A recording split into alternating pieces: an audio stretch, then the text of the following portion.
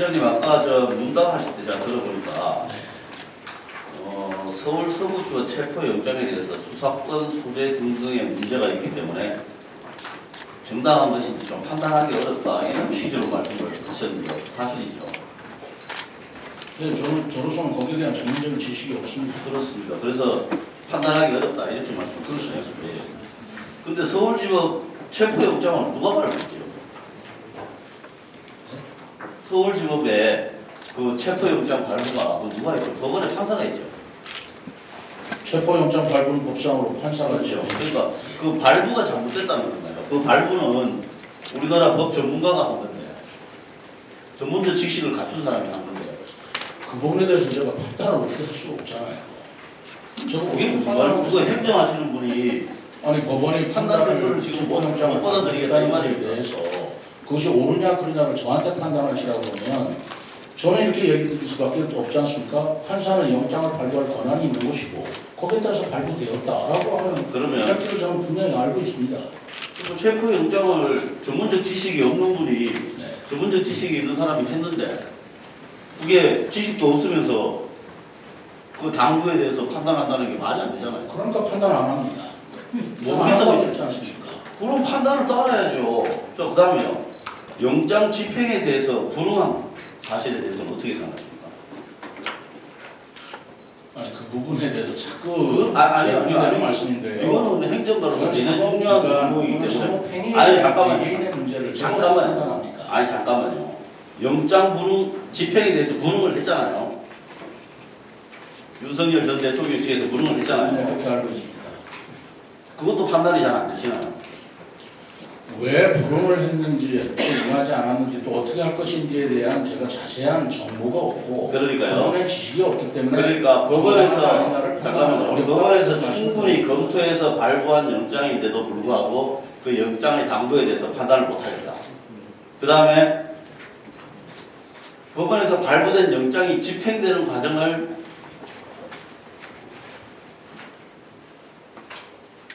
그것을 그 집행하는 것에 대해서 불응한 것에 대해서도 판단을 못하겠다 이런 거잖아요 지금.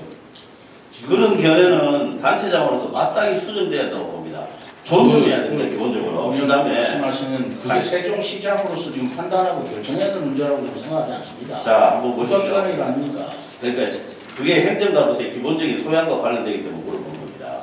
그 다음에 저는 그런 생각과 판단을 또 외부로 드러내는 것 그게 저는 속으로 생각하는 거야 뭐 그럴 수 있죠. 근데 그거를 겉으로 드러내는 것 자체는 저는 굉장히 부적절하다고 생각하는데 어떻게 보시나요?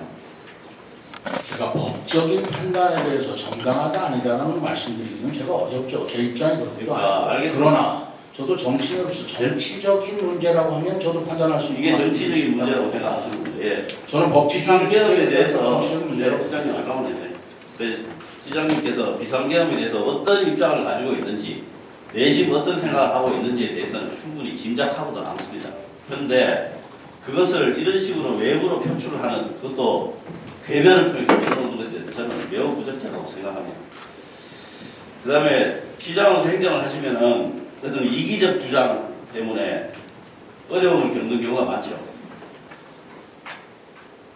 시장으로서 행정을 하다 보시면 상대방의 이기적 주장 때문에 그러니까 각 분야에서 이기적 주장 이해관계가 충돌이 많다라고 저는 이해하고 있습니다. 그렇습니다. 그래서 이걸 각자의 입장에서 보면 다 일리가 있는 이야기지만 전체 공익적 차원에서 보면 안 맞는 경우가 많죠.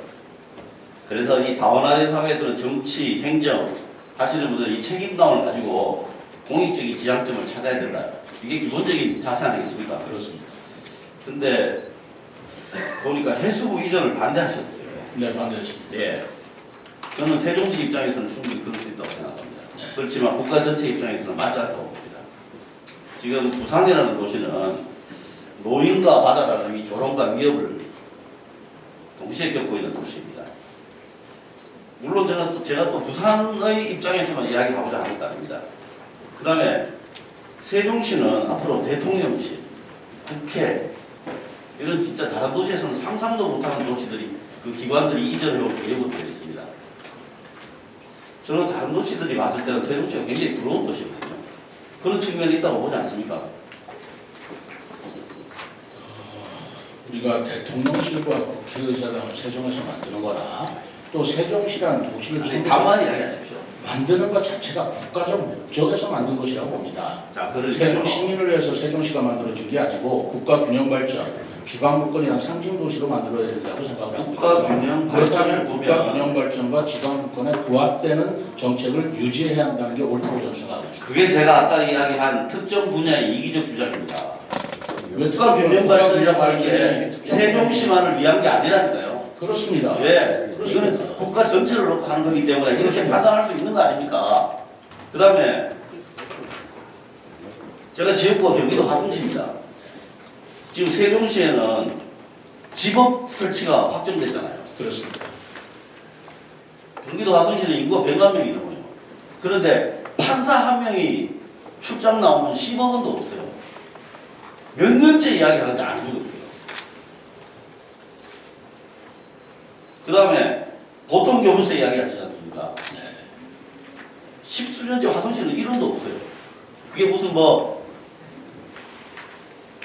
그 조세 기반이 좋아서 아니냐 이렇게 이야기를 하는데 그게 아니고 여기에도 나오다시피 보통 교부세 계산하는 방법 때문에 그렇습니다.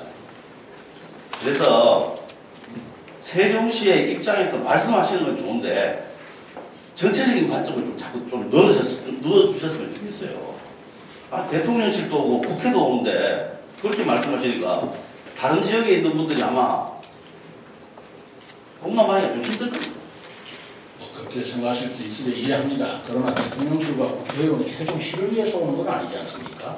국가 균형 발전과 우리 미래를 위해서 국가 균형 발전을 한번 읽어두는 것입니다. 세종시를 위해서 헌법 개정하는 거 아니지 않습니까? 그러니까요. 네. 국가 전체적 관점에서 도와달라라고 저는 말씀드리는 겁니다. 시장님, 올해 7월 17일 새벽에 이제 주치자 실종 사망 사건이 있었지 않습니까? 근데 그 아까도 말씀을 하셨는데 안전사고로 처리를 하셨죠. 네. 그 근거가 뭡니까?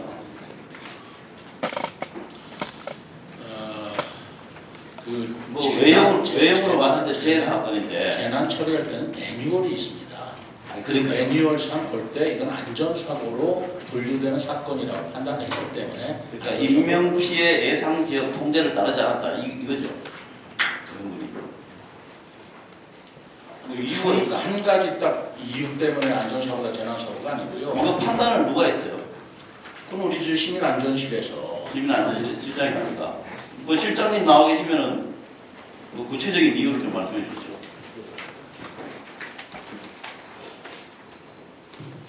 시민안전시장 보도입니다.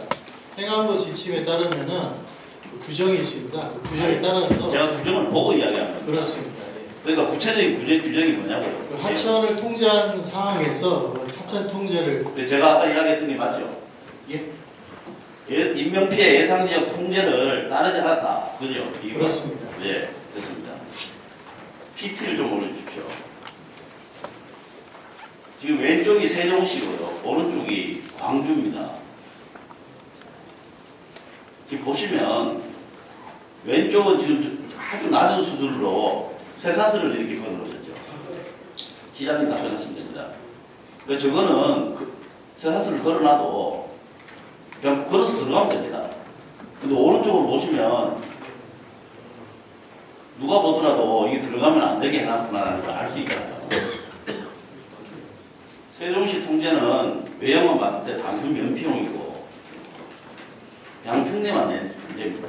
시장님 그렇게 보이시죠?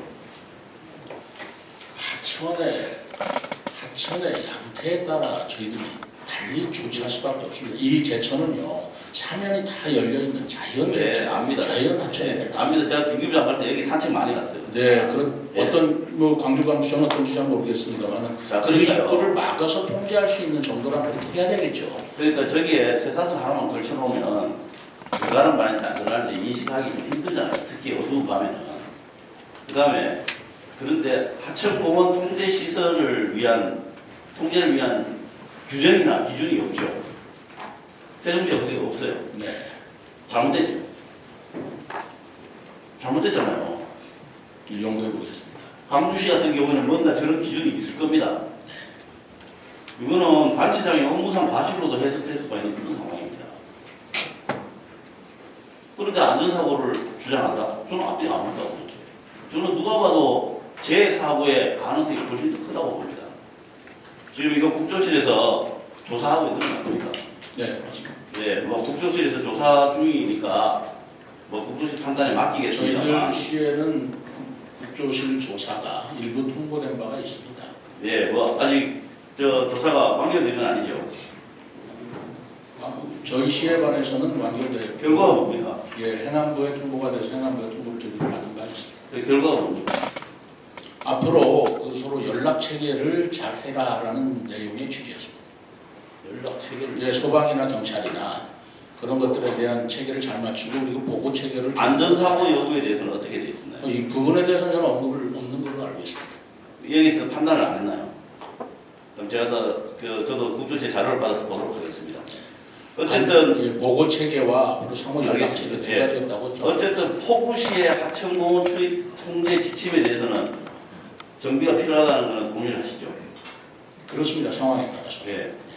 아니요, 이거는 기본적으로 있어야 되는 매뉴얼 아닙니까? 그게 없다니까요, 지금. 그 다음에 재대공 구성 매뉴얼을 보면은 재난위기 경보 2단계인 경우에 55명으로 구성되어 있거든요.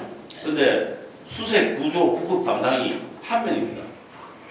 각각 한 명이 아니고 수색 구조 구급 전체가 다 한 명이에요. 55명 중에서. 이것도 저는 정비를 해야 한다고 보고요. 그 다음에 실제로 순찰하는 경찰이 포함이 안 돼요. 이거는 3단계에 가서도 경찰이 포함이 안 돼요. 이거는 이제 매뉴얼은 지역의 특성에 맞춰서 지역에서 만드는 그런 식으로 되어 있지 않습니까? 근데 이거는 반드시 정비를 해야 된다고. 이 부분 그거 한번 살펴서 정비하시기 바랍니다. 그렇게 하겠습니다. 예, 이상입니다.